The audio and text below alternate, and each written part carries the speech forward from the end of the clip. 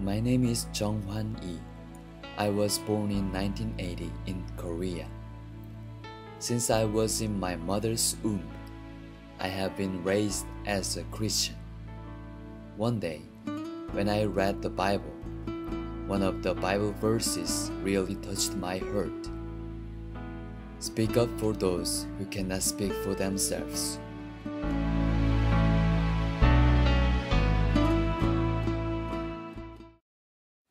Who are those for whom I can speak up?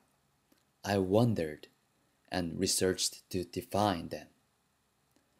There are numerous populations who are vulnerable, and their voices are not heard. One of the most vulnerable people would be the victim of human trafficking. Human trafficking is a modern-day form of slavery. Although we often hear about human trafficking, we look at it as something detached from our reality. The sad truth is that there are real people out there, people we don't know, who are actually suffering because they are victims of human trafficking. These victims are either taken forcibly or without consent for prostitution or labor against their will. The bottom line here is that these people lose their human rights. In 2010, according to International Justice Mission, 27 million people were considered slaves of human trafficking. Annually, about 800,000 people are being smuggled over international borders. According to the United Nations, among 192 countries, 161 countries are currently involved with human trafficking. After drug dealing, human trafficking is tied as the second largest criminal industry with illegal weapon trade in the world today, and it is the fastest growing issue. One of the student groups at the George Warren Brown School of Social Work, Jesus, Justice, and Poverty, is conducting awareness and advocacy campaign against human trafficking. Let's look at how students can take action on the issue of human trafficking.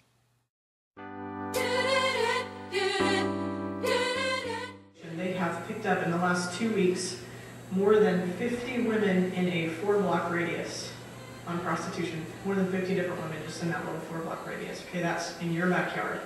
We live right down Skinker, not quite to Page. So that's just right there. That is one of many areas that they've kind of targeted in our city in terms of where prostitution is a huge issue. Everything's alright, yeah. This world is in need. Cry out to be free. We gotta shed some light on. Teach the world to smile. Remember, one of the buyers mentioned that if there were public education and on prostitution, awareness of prostitution, we might not go into buying of sex.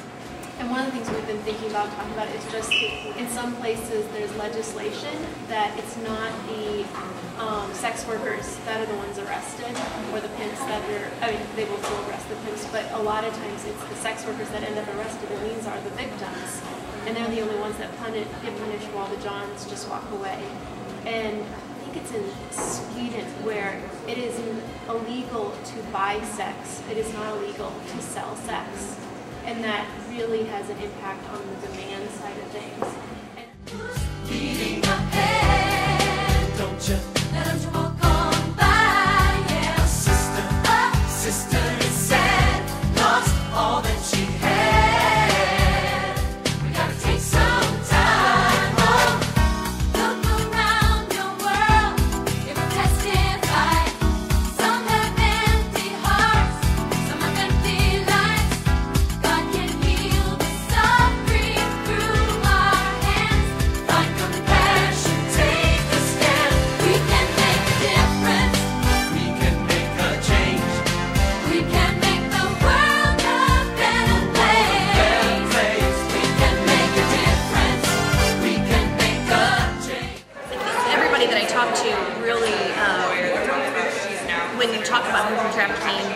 no matter who they are, they're interested, they're concerned about it. It's something that really bothers them, to the core of who they are. And everybody that we talk to, everybody has signed the paper that we're putting out, and wanting to know more information about really what's going on, and they want to know how they can help and their part. It's definitely made me more aware just reading with the shirts, everything. There's always a story that comes with every shirt, and it's made me more aware of just the different types of trafficking that's going on. And I think that hopefully this will make more of our students aware of how serious this issue is, and how they can get involved and make a difference. And I think that a lot of times people want to make a difference, but they don't really know what to do. Hopefully this can start them towards working in that direction to feel like they can make a difference. A dean at St. John's was recently charged with forced labor trafficking. She brought students over and basically said, your scholarship is dependent on you working for me. And that just doesn't really, that's not supposed to happen here. So she would, make people drive her places, pick up her dry cleaning, take her son places, and all of that, but if you didn't do it, you're going to lose your scholarship and you're going to have to go home. We join together, hand in hand. We can make a difference. We can change this world. Burning questions right now? Because I have one. God created us to be one big family. I know we all look different, but inside we... Well, I have to say that I learned from this session that not only is it just going on in foreign countries, like parts of Asia and Africa and yes, the Middle East, but I learned it's even going on here in America, right in our own backyard, especially Missouri is well known for human trafficking and prostitution. I didn't know that, and it's something new I learned. In the interviews, initially it appears that the girl doesn't have a pimp, that there's always someone behind the scenes controlling that. And one thing that really struck me was when they put up the map of women who were being trafficked into Los Angeles, and they showed a picture of their home states, and how almost the entire map was covered, almost every state, even Alaska. There were women that were trafficked from Alaska to Los Angeles. So that was really sad. Presentation on Human Trafficking 101, Look Beneath the Surface, I think was very helpful, especially for people that may not have a great understanding exactly of what human trafficking is. Rosie was great in explaining some of the differences between smuggling and trafficking, which is a very common misconception, I think.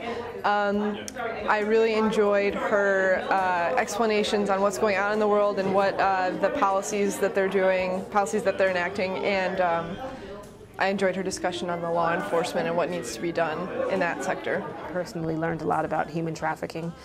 Didn't really know too much before this, except for that it was going on, and I recently learned that the United States has a big problem with human trafficking as well, even if it's not talked about very much. So really enjoyed the talk by Kaylee Dodson, and even today with the International Institute, learning more specifics about where people come from, kind of the ways that they're tricked and they're coerced into being here. I think it definitely doesn't give social work students, if they want a little more information, this gives them, I think, that drive to go find out more what they can do as a professional.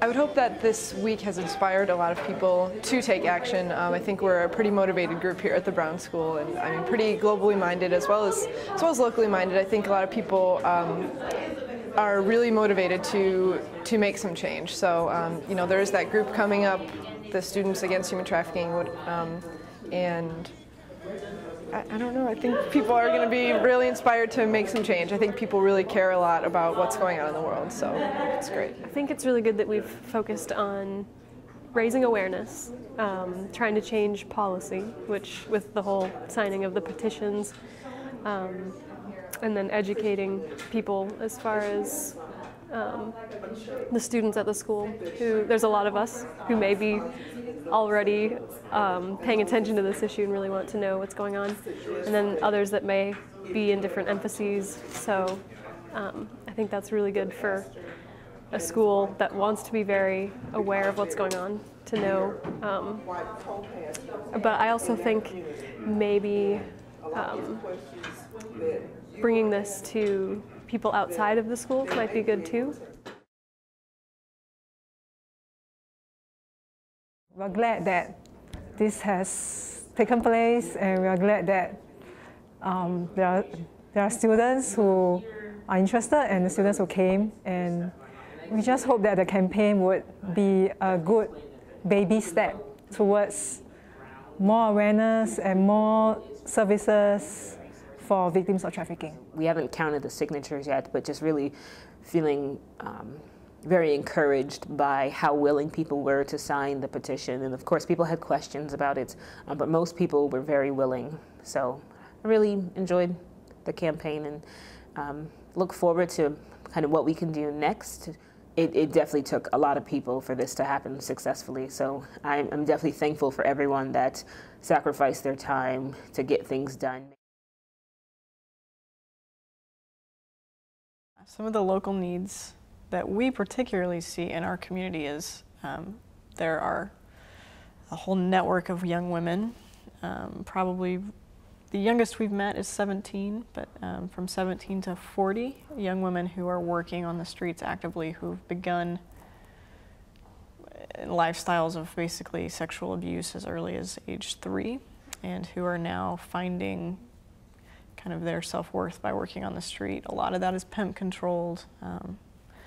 A lot of that is drug related, and there are some pretty major needs in terms of just outreach to this community, learning to walk alongside them, offering them a way out, which is kind of the unique little niche we've filled, is being honest and saying there's hope for a way out. And so in our community, that's what we're doing, is just kind of walking with right now about 10 young women who've made a decision to leave this lifestyle, and there are various phases in that journey of healing, and there's lots more. So there's lots of needs for people to do outreach, for mentors to walk alongside the women through the process of going through a detox and rehab and beginning, kind of the counseling and the process of healing and life skills and job training and everything that comes with really starting a new life. So there are lots of needs.